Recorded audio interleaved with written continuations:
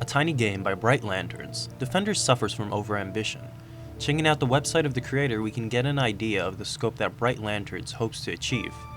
There's already a fictional world set up, and he communicates a desire to keep expanding and building deeper games despite a lack of resources.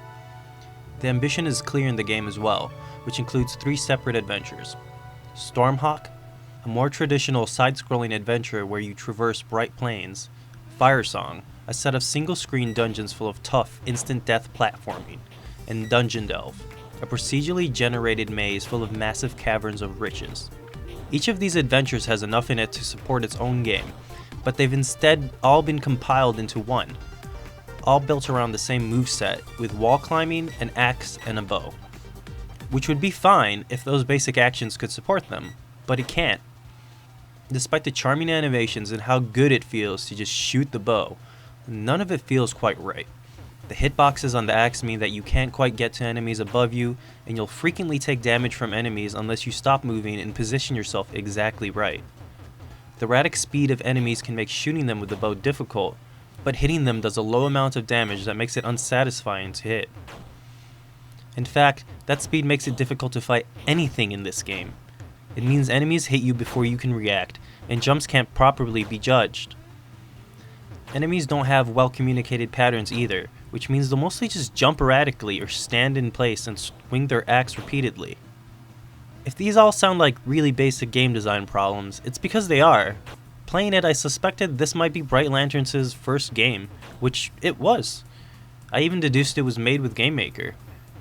I've seen every one of these mistakes before, and I understood why each decision was made. And that's because I've made every one of these mistakes myself in the process of making games.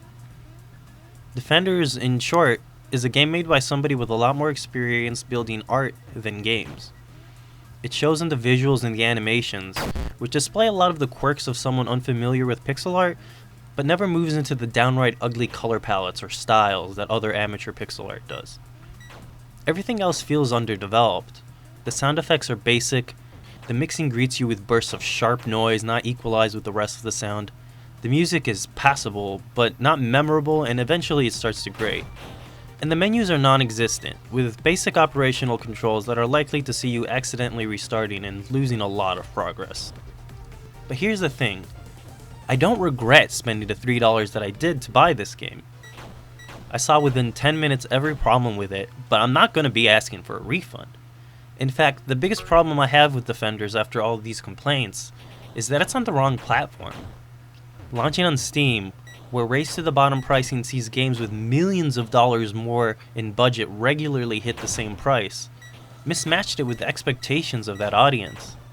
In a way, Steam's practices have devalued the efforts of developers, large and small, in the same way that Apple's App Store has. If Defenders had a soft launch, somewhere like itch.io, it could have built up a community that could have offered constructive criticism and helped slowly refine it into something more playable.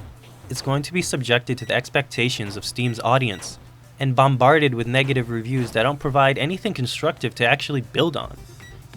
And that's a shame because for a first effort, I actually think Defenders is astonishing. Rarely does anyone's first effort turn up this well. Defenders has charm, and I'm genuinely interested to see Bright Lanterns grow, especially if they can rein in on their ambition a bit and refocus on the fundamentals. I can see the through line in each of these 3 adventures on display, and I can see the games that they wanted to build. I want to play those, and give them the encouragement to build more. I didn't enjoy Defenders, but that doesn't mean it's worthless.